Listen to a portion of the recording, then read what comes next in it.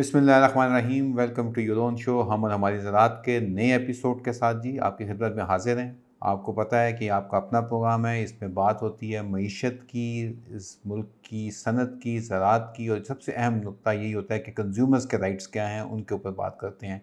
आपके सवाल आते हैं, उनका जवाब देते हैं इस प्रोग्राम में।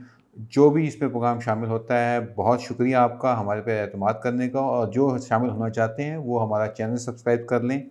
ये आपको बेल आइकन नज़र आ रहा होगा, इस पे ज़रूर आप क्लिक करें ताकि आपको हमारी तक दस्तरस हो आपकी, और हम आपकी जो राय है उसको अपने प्रोग्राम में शामिल कर सकें। प्रोग्राम का जी आगाज़ करते हैं।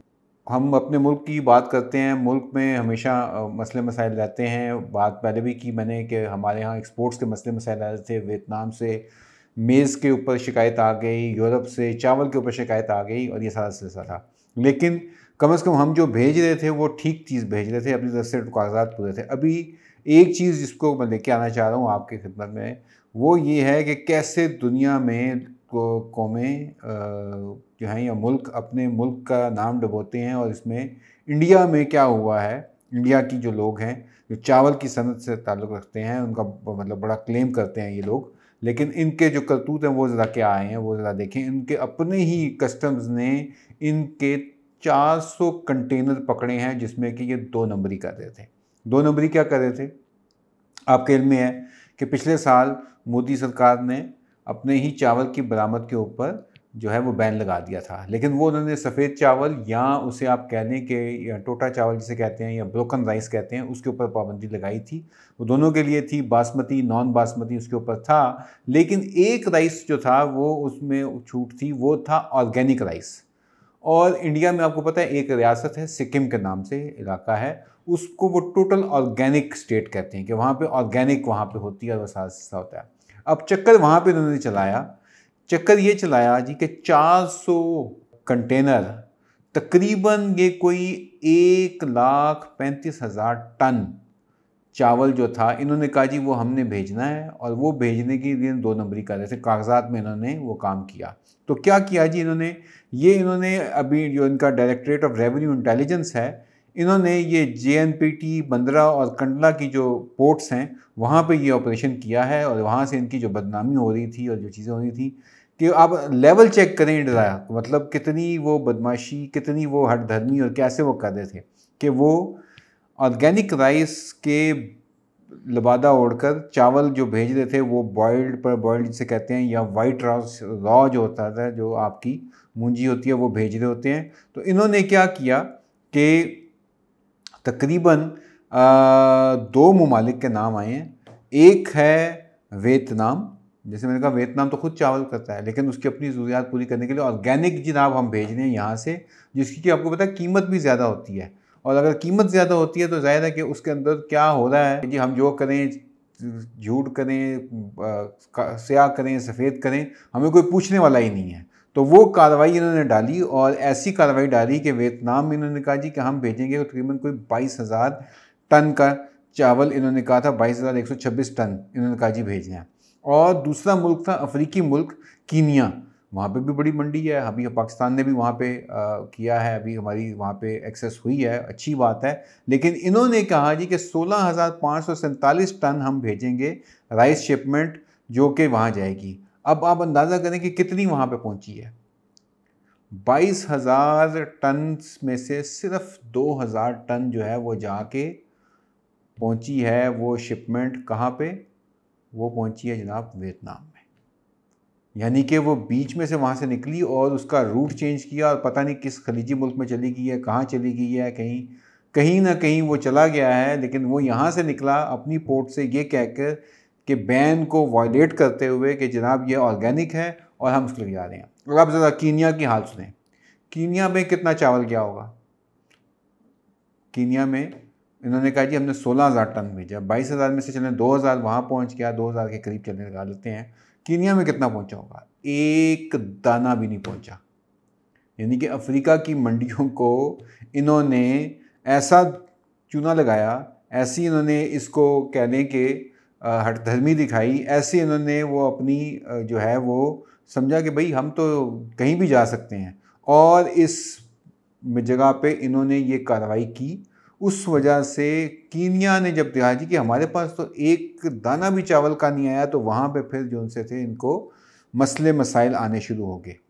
और इन्होंने क्या किया, प्राइस क्या रखी, ऑर्गेनिक की प्राइस ज़्यादा होती है। अच्छा ये भी देखें आप ज़रा, इन्होंने जो परचेजेस वहाँ पे की वो $491 पर टन वियतनाम में और $475 की कीनिया में, जो कि non organic white rice coated by competing nation such as Pakistan and Myanmar के, जो कि उस कीमत पे जो कि पाकिस्तान दे रहा था।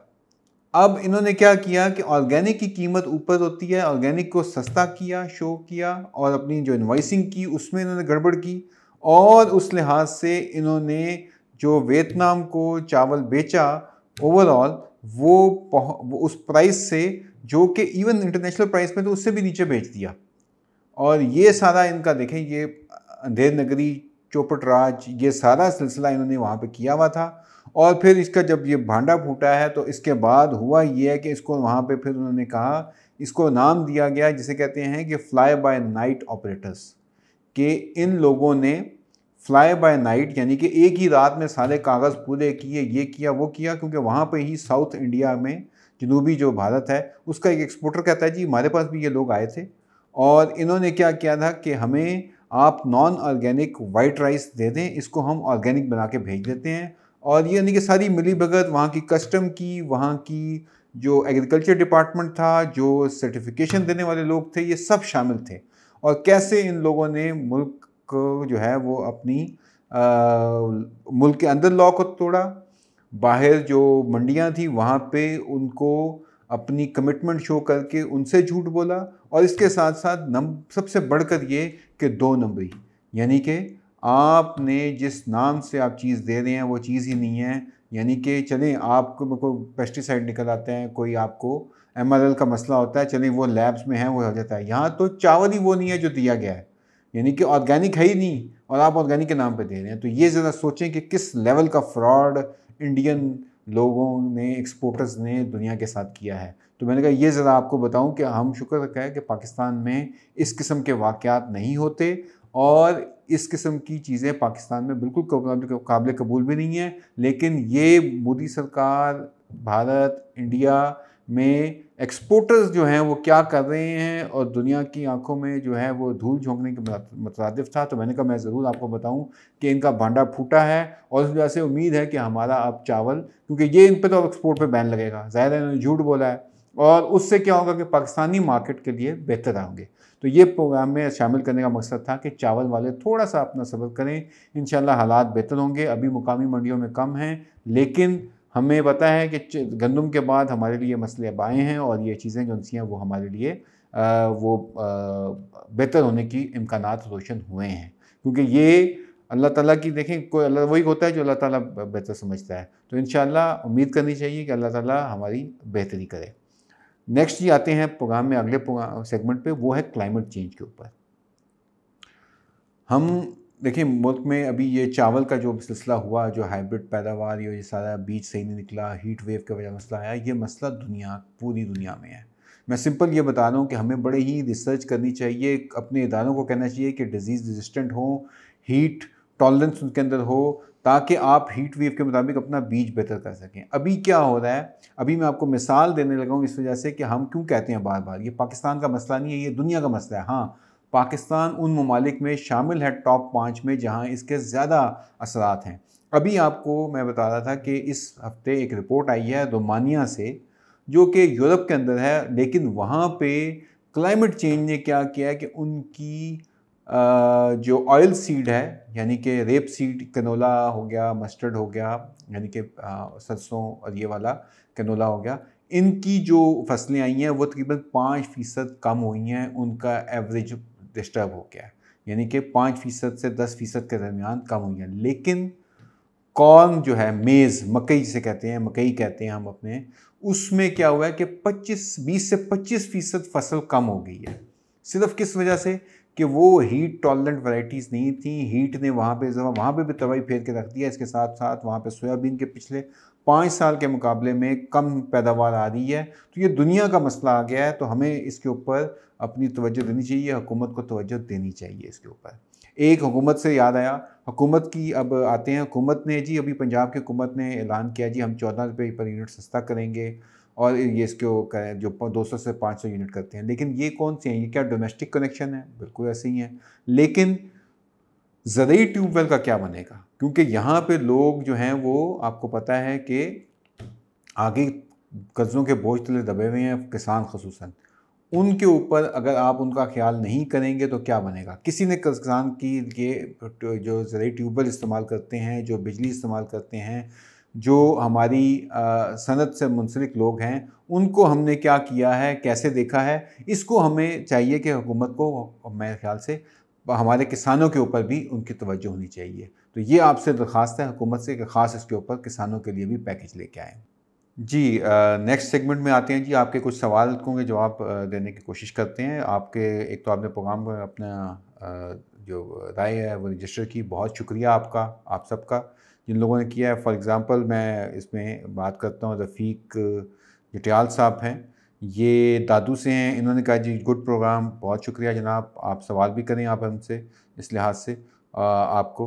एक हैं साहब हमारे फ़ारूक अब्बास साहब, इनसे बात हुई तो इन्होंने कहा जी सर आइंदा गंदम काश्त करने का कोई फ़ायदा होगा क्या? गंदम काश्त करनी चाहिए? हमारे मुल्क में कोई ज़राअत का इदारा काम नहीं कर रहा, ना कोई रिसर्च वर्क हो रहा है। नहीं, ऐसी बात नहीं है, रिसर्च वर्क हो रहा है, प्राइवेट पे भी हो रहा है और इसके साथ साथ सरकारी तौर पे भी हो रहा है, लेकिन उस स्केल पे नहीं हो रहा जिस तरह से हमें करना चाहिए, जिस स्पीड से हमें करना चाहिए, क्योंकि उसमें फ़ंड्स और रिसोर्सेज भी चाहिए होते हैं। वो उस लिहाज से खैर अलहदा ये एक चीज़ है, उसकी ज़रूरत बिल्कुल है। हमारे मुल्क के मुताबिक हमने ही अपने मसले हल करने और हमने ही उसको लेके चलना है मुल्क को। गंदम की काश्त चीज़ करनी चाहिए। गंदम इस तरह से अभी एक्सपीरियंस हुआ है लोगों का, क्योंकि हमने गंदम ज़्यादा लगाई और उस वजह से हम संभाल नहीं कर पाए और हुकूमत ने हमने ख़रीदी नहीं। कि अगले साल जरा ये गुजरने दें या 2 महीना ही गुजरने दें, आप देखें कि गंदम का रेट जाता किधर अभी उसमें आना शुरू हो गया है। क्यों? क्योंकि यही होता है, लेकिन वक्त के ऊपर नहीं होगा तो ये कैसे होगा? मैं हमेशा बात करता हूँ कि आपको डाइवर्स क्रॉप्स के ऊपर जाना चाहिए और जदीद काश्तकारी के ऊपर आना चाहिए। तो उस लिहाज से गंदम की काश्त करें, लेकिन तमाम रकबे पे गंदम ना करें, जिस तरह से आप लोगों ने इस दफ़ा बहुत सारे लोगों ने ये किया और अपनी वो कहते हैं ना कि अपने तमाम अंडे एक ही टोकरी में डाल दिए और उस वजह से ये सबको नुकसान हुआ है। तो आप, मैंने पहले भी कहा कि दीगर फसलें भी काश्त करें, सब्जियाँ हो गई, इसके साथ-साथ जो ऑयल सीड हैं यानी कि सरसों हो गई और कैनोला हो गया, इनकी काश्तकारी भी की जा सकती है।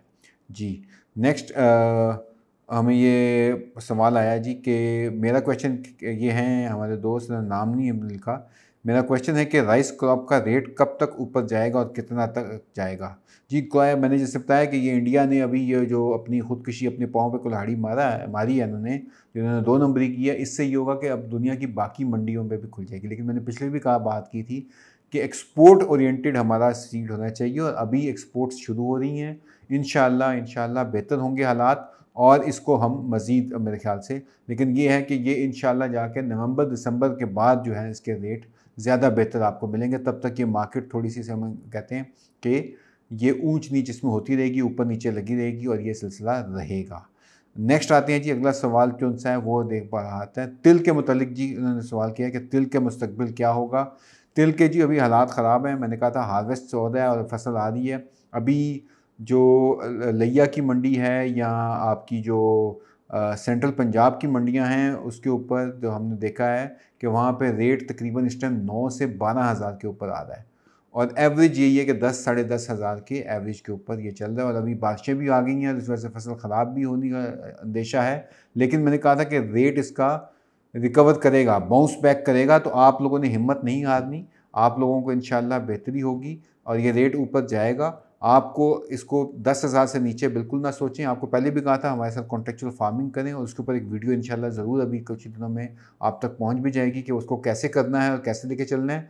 उसको समझने की ज़रूरत है, क्योंकि पाकिस्तान में अब वो फैमिली वाली या पुरानी वाली जो ज़राअत है वो नहीं चल सकती। हमें कॉर्पोरेट फार्मिंग पे अब जाना पड़ेगा और कॉर्पोरेट फार्मिंग या कॉन्ट्रेक्चुअल फार्मिंग, जिसमें ये चीज़ें होंगी, वो तमाम चीज़ें बताएंगे। हम यहाँ कर रहे हैं और एक्सपोर्ट्स के लिए भी कर रहे हैं, इंटरनेशनल क्लाइंट्स भी हैं इसमें, लोकल क्लाइंट्स भी हैं। तो इसमें सबको मिलकर आगे बढ़ना होगा और अपना जो है ये फ़र्ज़ निभाना है ताकि हम ज़राअत को बेहतर कर सकें और आगे लेके चल सकें।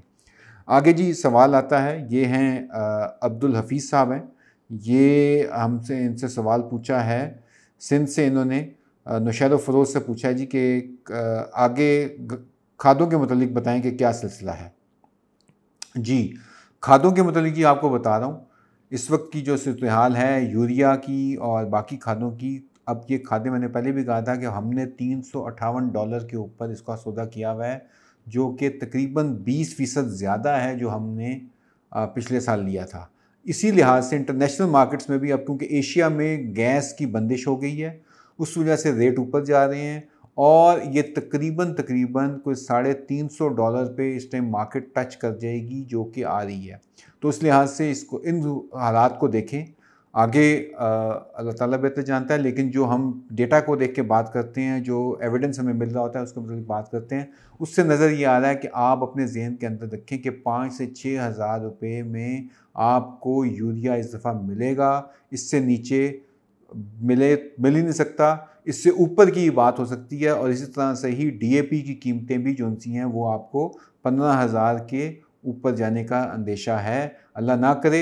इस लिहाज से हमने एक अपना प्रोग्राम शुरू किया है फर्टिलाइज राइट का, यूएस डिपार्टमेंट ऑफ एग्रीकल्चर के साथ मिलके, जिसमें कि हम कह रहे हैं कि आप ये दूसरी खादें जो कुदरती खादें हैं, इसके साथ साथ ये कोटेड यूरिया, मैं हमेशा ये बात करता हूँ, ये आपको किसान दुकान से मिल सकती हैं। आप इनके ऊपर आएँ, बजाय इसके कि आप ये नाइट्रोजन, फास्फोरस, पोटाशियम को अलग-अलग डालें। ऐसी फॉर्मुलेशंस अब आ गई हैं जो कि आपकी पौधे की जो तरीका है, उसको, उसकी ज़रूरत है, उसको फोलियर हो गया, हम इस्तेमाल करते हैं, उनको पानी में मिक्स कर ज़मीन से देते हैं। फोलियर वो तरीका है जो कि सबसे ज़्यादा क्विकली पौधे को खुराक फराहम करता है। कितनी खुराक फराहम करनी है, इन सब की तजावीज़ आपको हमारी व्हाट्सएप कम्युनिटी में, हमारी ऐप के थ्रू, आप ऐप ज़रूर डाउनलोड करें, इसके साथ साथ हमारे कॉल सेंटर पर ज़रूर रब्ता करें, ताकि हम आपकी ये चीज़ें सस्ती तो नहीं कर सकते, लेकिन कम से कम ख़र्चा कम करने में आपकी मदद कर सकें, ताकि आप बेहतर पैदावार भी लें, ख़र्चा कम हो, ताकि आपका प्रॉफिट बेहतर हो। इसके साथ साथ आप इन डीलरों को, आड़तियों को, मिडल मैन जिसे कहते हैं, इनके जो मसले मसाइल हैं उनसे आपकी जान छूटे। क्यों? क्योंकि वो आपको सब स्टैंडर्ड महंगी खादें और जहर दवाइयाँ ये देते हैं, बीज, उनसे आपकी जान छूटे। मकसद ये है कि अच्छी मयारी चीज़ें और असल चीज़ें, ठीक है, 2 नंबर चीज़ें आपको ना मिलें, ताकि आप लोग कल अगर कोई किसी किस्म का कोई मसला ना हो, और अगर कोई मसला हो तो किसी का गिरबान पकड़ सकते हैं, वो आप हमारा है, ताकि आपकी ये बेहतर पैदावार हो और आप कम से कम मुनाफा बख्श ज़राअत करें। इसके साथ ही इजाज़त चाहेंगे। बहुत शुक्रिया। अस्सलाम वालेकुम।